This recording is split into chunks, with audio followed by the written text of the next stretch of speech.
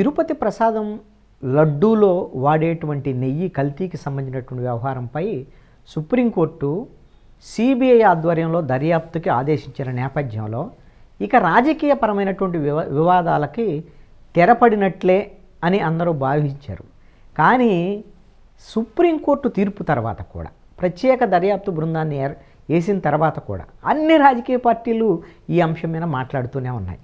అంటే ఈ అంశం మీద ఎవరు మాట్లాడొద్దు అని ఏమి గ్యాగ్ ఆర్డర్ ఏమి ఇవ్వాల సుప్రీంకోర్టు. బట్ కానీ ఈ అంశం కేంద్రంగా రాజకీయ డ్రామాలు చేయొద్దు, దానికి మేము అవకాశం ఇవ్వము అనేటువంటిది సుప్రీంకోర్టు చెప్పింది.